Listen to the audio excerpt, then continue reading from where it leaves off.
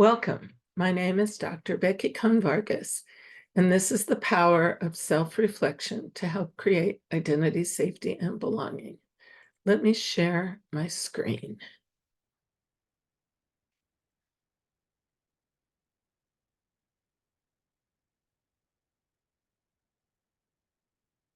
Let's think for a minute about social identity. It's the sense of who we are based on the groups we are part of. It could be your family, your race, ethnicity, nationality. It could be your religion. It could be the social class you're part of. It could be your profession. And I know some of you change professions over time. So all these contribute to a little bit who you are and how you see yourself. It also could be your gender identity and sexuality. All these things come together. And of course, it could be other things like your hobbies. You could be someone who likes to knit or someone who competes in bicycle races. All these things are aspects of your social identity, and they come together. And sometimes they're salient, which is a term social psychologists use to refer to when your social identity of a part of your social identity comes to the forefront at a given time. Self-reflection is a powerful thing that helps us look at who we are, what we care about, what matters to us, what are our beliefs. It also fosters compassion with other people because all of us make mistakes and all of us have challenging moments in our lives. That's me when I was 3 years old.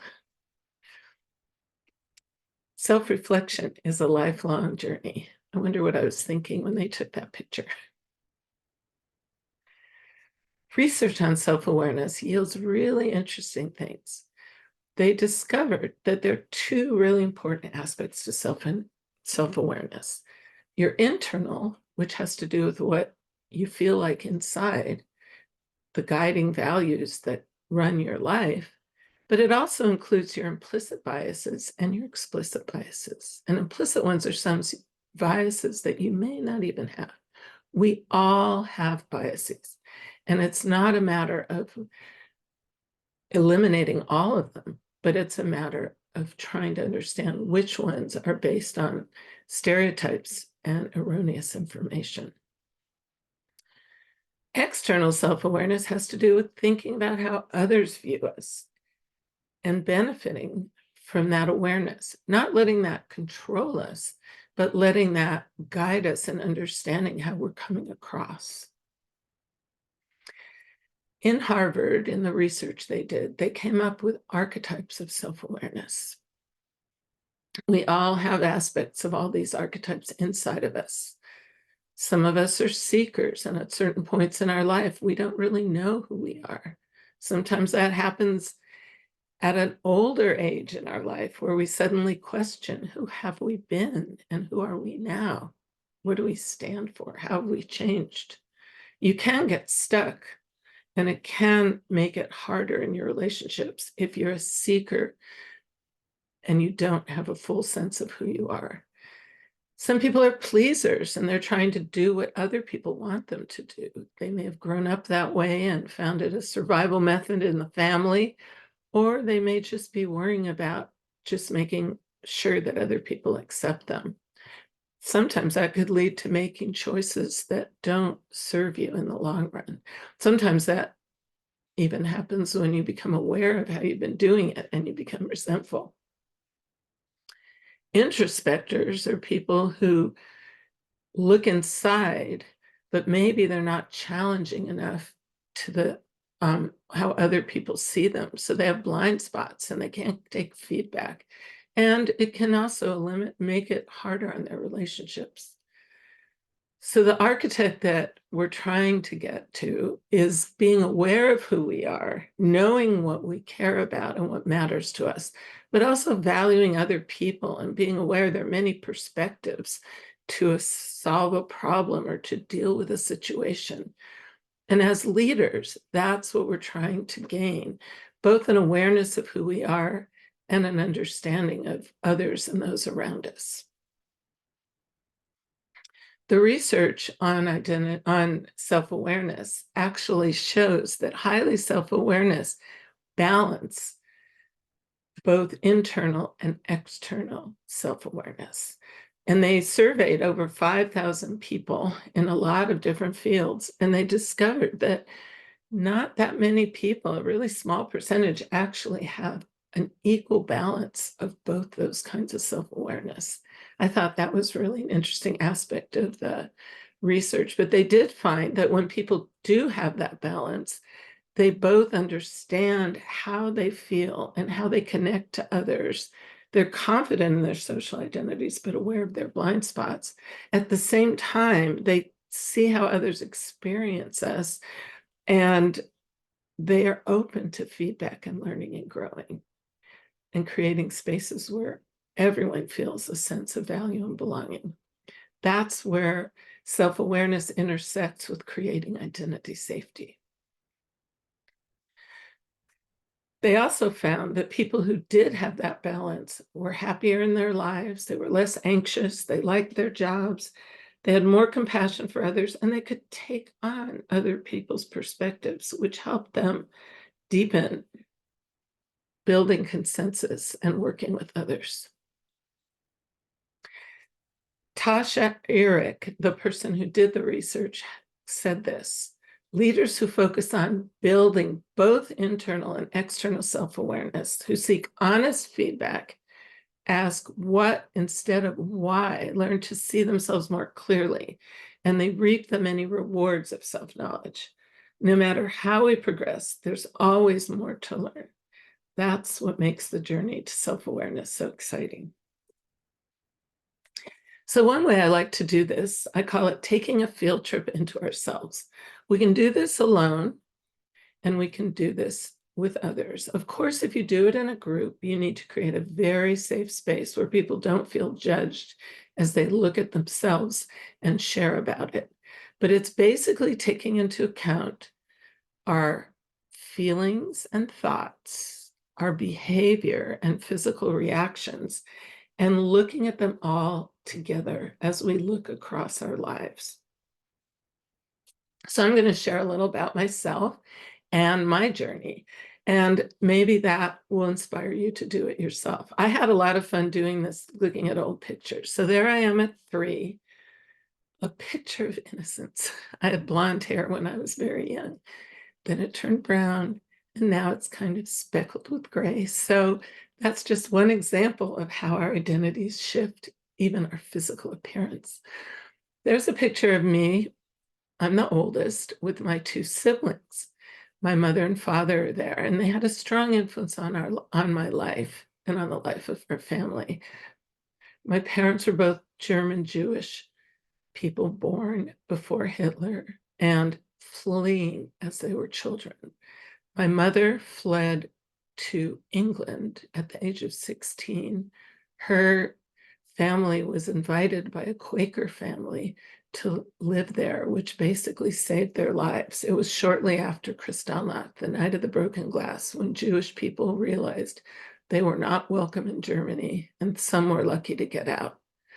My mom lived in England for a year and then came to the US with her parents. My father had a much harder time. He was not helped by any other people. His mother went, after Kristallnacht, went from one consulate to the other. Nobody was letting them in.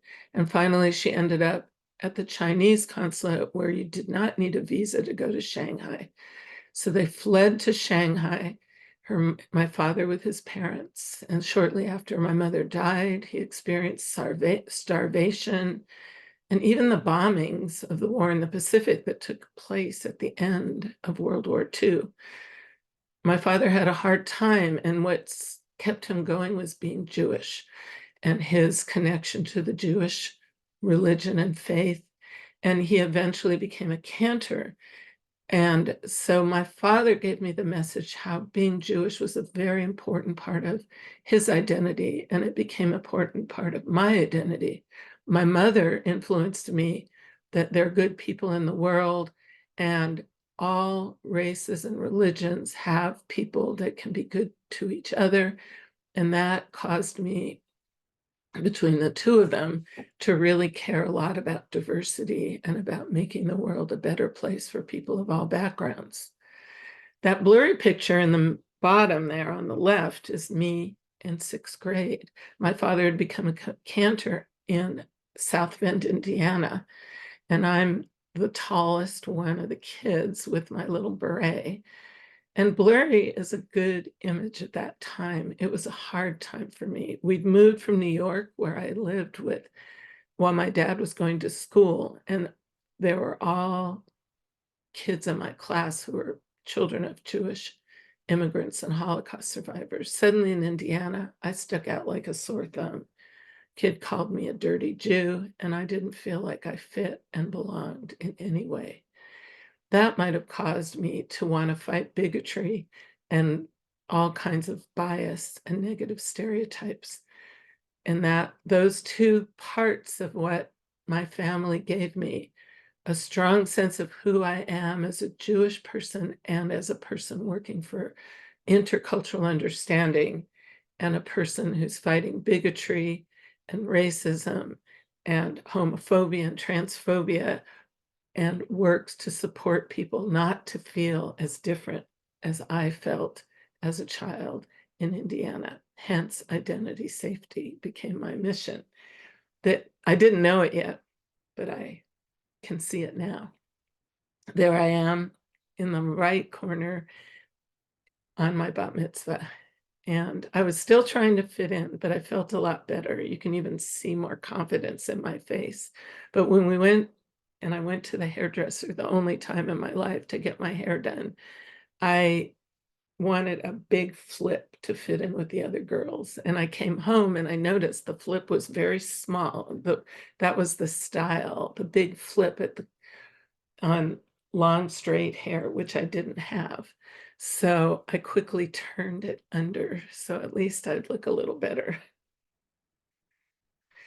Here I am in my young college and adult years. In the top left corner, I had gone to live in Guatemala and worked in an earthquake relief clinic. And this was my women's group that I worked with. And one thing I discovered, I'd come as a very strong feminist and activist for women's rights. And when I got there, I learned, taking another person's perspective, that the women in Guatemala weren't interested in equality with their husbands. What they had on their minds, their sense of empowerment, was based on they wanted to raise healthy children. And so our women's group focused on nutrition, and all these women became midwives. The woman standing next to me, where you could see her belt pretty clearly, she was the leader of the group, Paula. On the right-hand side is me in Nicaragua. I went to Nicaragua very shortly after I came back from Guatemala because they had had a revolution and they were working on equalizing and creating a society where there weren't poor, illiterate people, as so many had been in the country before the revolution. I thought this was the kind of revolution that was going to change the world. Sadly, it didn't turn out that way, and Nicaragua has the same president now as he did then, and he's turned out to be a terrible dictator. But I had a child there. I married a Nicaraguan man who I'm still married to. He's the one in the picture on the bottom. And I raised his daughter, Priscilla, who now lives here in San Francisco, the one that's standing up. And the little baby was my baby that was born there. Her name's Melania. And she helped me make this slideshow. She's now 40. On the bottom is when I became a teacher. When I realized that the world wasn't going to change with these kinds of socialist revolutions that I had so much hope would change the world, I decided to put all my eggs in the basket of education, helping people become empowered. And maybe some of those empowered people will change the world in ways that I could not do.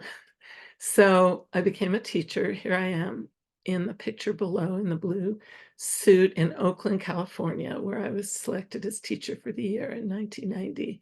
And there I am with my students, and they're making a video about it.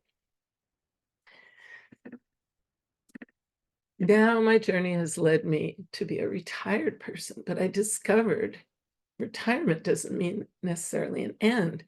And that's when I discovered identity safety. And I realized that all the things I'd learned about inclusion and belonging are all encapsulated in the idea of identity safety. And I worked with Dorothy Steele and wrote a book. Well, I did my doctorate on this topic, and Dorothy was at Stanford doing the research on identity safety. I went to a different university, got my doctorate, and together we wrote this book. Sadly, Dorothy died in 2017, and so I found myself carrying the torch for identity safety, which I carry to this day. I want it to become viral because I deeply believe that if we create identity safety, we will create a space where we can all belong and thrive, no matter what our social identities are that we bring into the picture. But at any point in our lives, things can suddenly change drastically, and we can get new parts of our identity. In 2017, shortly after Dorothy died of cancer, I was diagnosed with ovarian cancer stage 3. And so all of a sudden, I had the experience of not being who I thought I was, of feeling very different, and having to look back at my life and see what matters and what can I bring forward in the time I have left. I'm happy to say that it's been 7 years now, and, oh, I do wanna say that my husband encouraged me to feel confident walking around without any hair. That was very dramatic, and he was very supportive of me, and my hair eventually grew back, and luckily, my daughter Melania had a baby, and I got to become a grandmother. And this is Anteo. Anteo just turned 4 now, but Anteo has the richness of a very diverse background. My father is a Jewish cantor from Germany and mother. His other grandfather is from Iran and grew up as a Muslim. And he married a woman from Oklahoma who calls herself an Okie. And he has those two aspects of his identity, but also he has two mothers because my daughter is married to a woman. And so he has a donor that he's never met, but they got, since my daughter was the one who had the baby, they found an Iranian donor. So he has all this rich mixture of religions and racial aspects to his identity, which he's still too young to comprehend, but he's being given some of the richness of all the culture in his life. Now it's your turn. Take a minute or two to pause this slideshow and write about what your values are and how your parents and caregivers gave them to you. And what are the similar aspects of your childhood to others you work with? And what are some of the differences?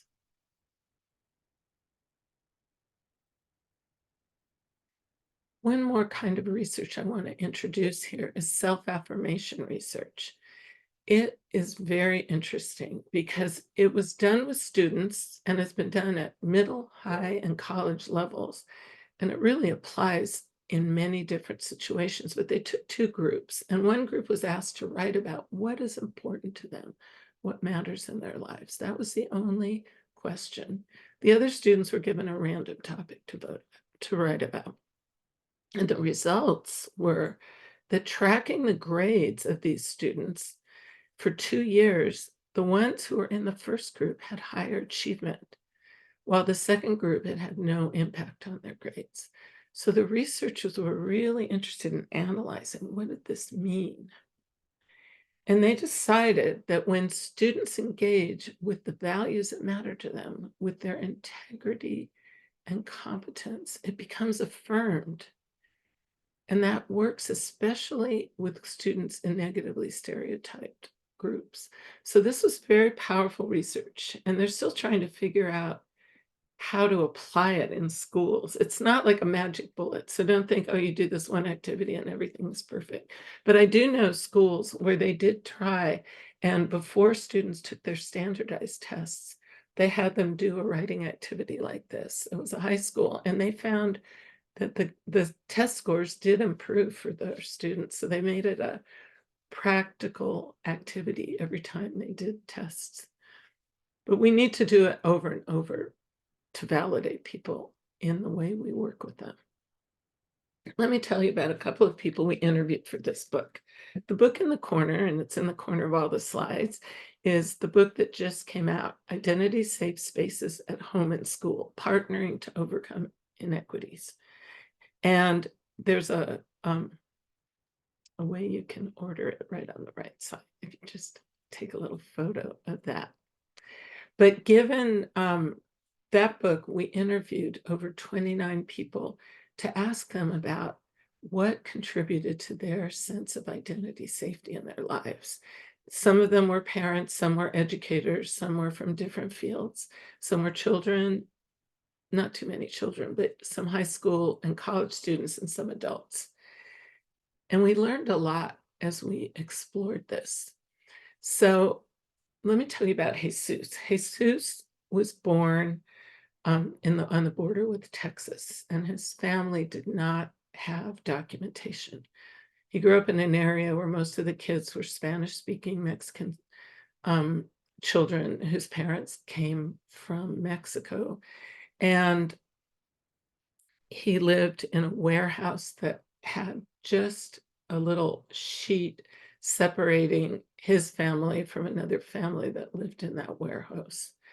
And he grew up with a very tight family and a school system there that wasn't very good. He only had one Chicano teacher over the time he went to school. And it was a school where they didn't even expect many kids to graduate. They expected them to all work in the fields or go back and forth across the border. So they didn't really emphasize college. And Jesus had that one teacher was a chemistry teacher. And so when Jesus did manage to get to college, he decided to become a chemist. Interestingly, though, he didn't stay in that field because as he became empowered as a college student, he discovered his love of writing. And he's worked as a journalist. He was eventually became the chief PR person for UC Berkeley. And he's also now working to write a novel about his life. Well, it's actually a novel about a fictional novel based on the history of the border area between Mexico and the US and Texas. And he's also a parent. So what are the ways that Jesus's childhood and home are similar to yours? And what ways are they different? And Jesus actually had a grandmother who one time when the immigration, they used to come through and arrest people. And they called it the migra. And they would come into the neighborhood and the migra is coming, the migra is coming. And so his grandmother just grabbed him and his brothers and threw them all into the bushes behind the house to escape. And so think about that strength that Jesus's grandmother showed. So when you think about similarities and differences, you might say, well, I wasn't born near the border of Texas and I don't speak Spanish, but maybe you had a grandmother that showed some strength, or one of your parents helped you become empowered across your life. Maybe you had a teacher who influenced you. Thinking about our similarities and differences help us become both compassionate and respect the dignity of others. We all have a story. So we need to recognize that we all have talents and strengths, and we can focus on those strengths rather than the deficits people have. Self-reflection also helps us build on cultural differences. And one of the big cultural differences we have across the many cultures that make up our country is the difference in views about cooperation. Some cultures really feature independence and competition. Sound familiar? That's true of Western cultures. But interdependence is a whole different way of focusing on the world. It has to do with respecting and understanding how we're all in it together And many cultures have a much more interdependent view. You can find that in cultures from the Mideast and African American culture and Latino cultures. And so the communication styles are different. And that is really important as we work together in teams and groups. Let me tell you another story about Paula. Paula is someone that is an educator of the Menominee background, and she's also a parent. And when we interviewed her for the book, she talks about some experience of her children. One was she sometimes raised her children on the reservation, which is where she is now, but other times they were in a city where she was working in a school. And her daughter went to a school where she was one of the very few Menominee or even Native American students in the school. And one day, her daughter's teacher came up to her and asked, I hear there's a powwow next week, and I wondered if you might be going. Would you come back and share with me if you decide to go, what it was like? I'd really like to hear about it.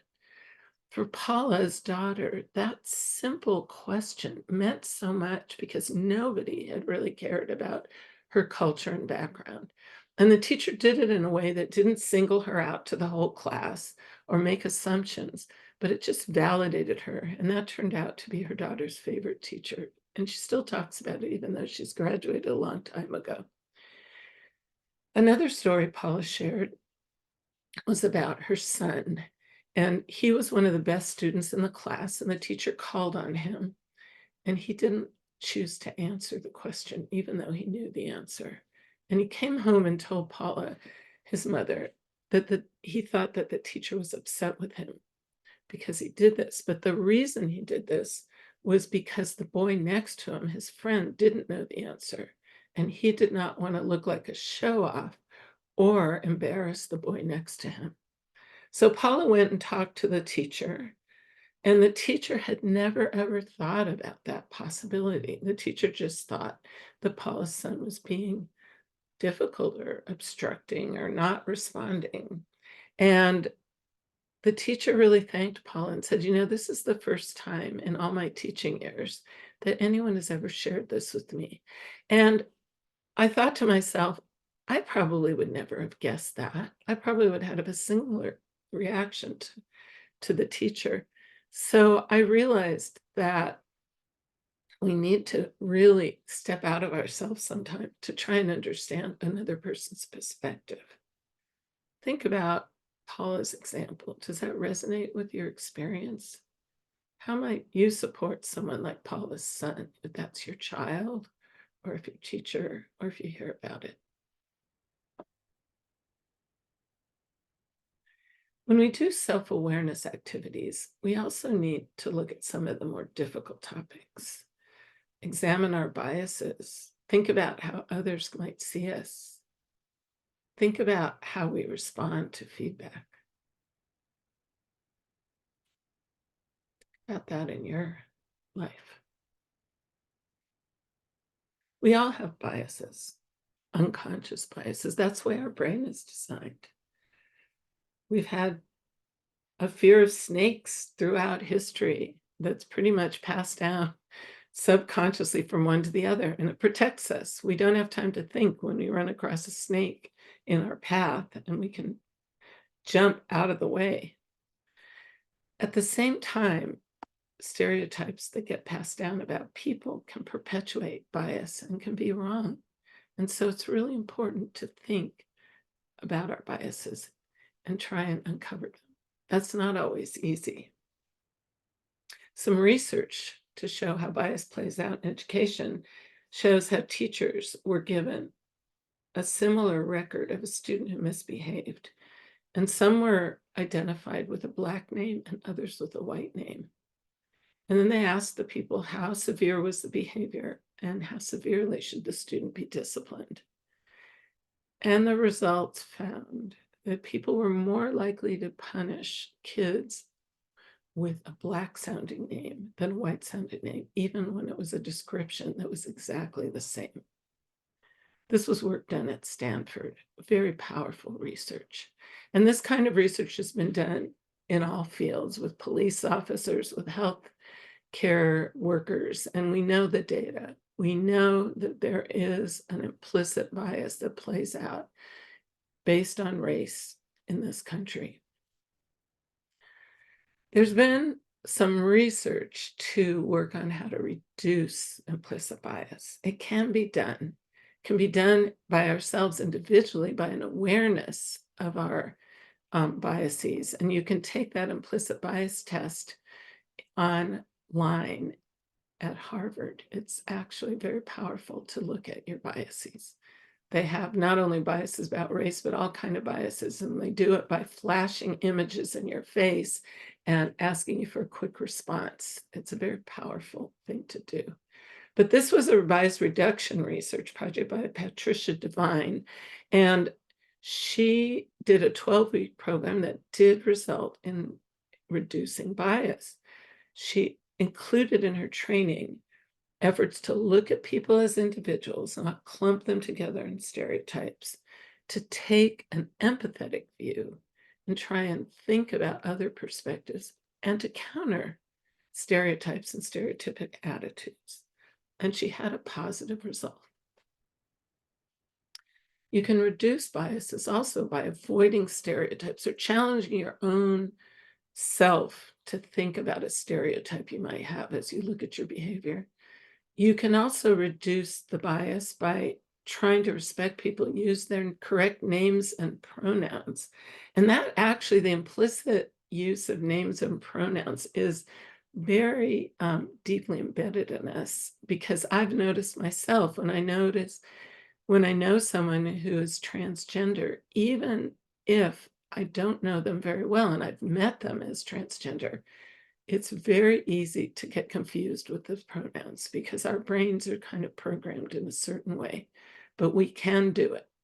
And notice the impact of our words. Pay attention to the words we say and how other people respond to them. We can foster self-awareness in identity safety using identity safe practices by appreciating diversity as a resource, paying attention to pro-social values, and reducing our biases. We can also look at positive intergroup relationships and be open to multiple perspectives and value and validate differences. It matches with the work we do in self-awareness, to understand ourselves, to understand our beliefs, to examine our biases, and to build intergroup understanding, take perspectives, and build empathy. Look for a minute at this graphic. The yellow is external, the blue is internal.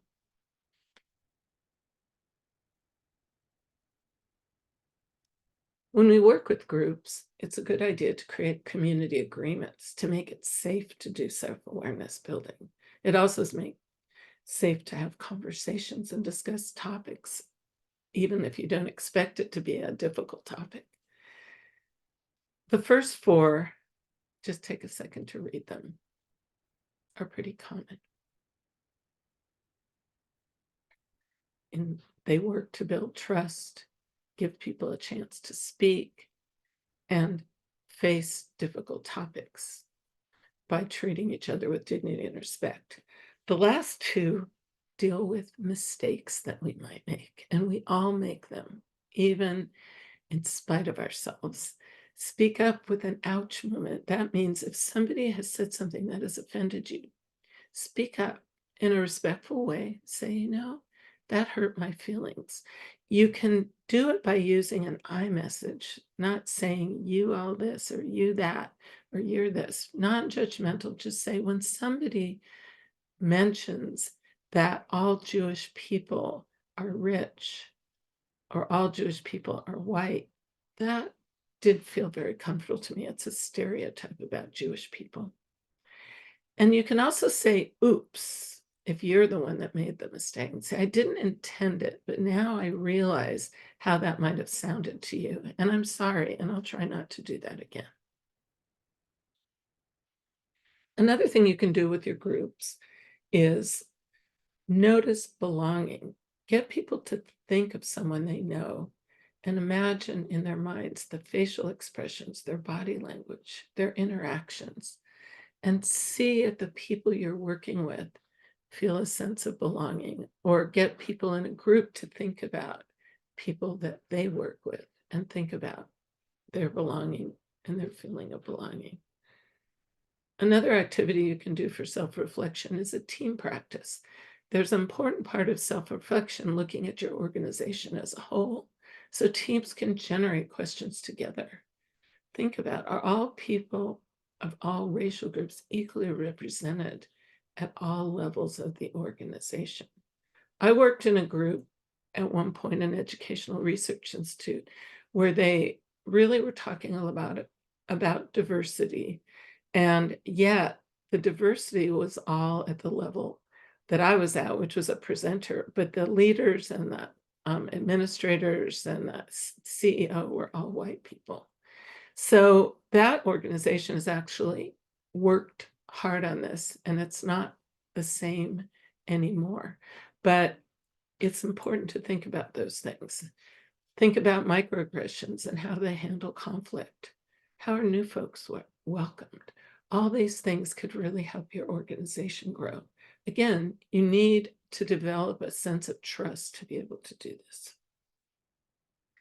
So I've come to the end, and you may have questions or need clarification or want to highlight challenges. You can do that in the discussion section of this course. Thank you very much. And I hope you've thought a lot about your own life and also about how you can create self-awareness in your organization.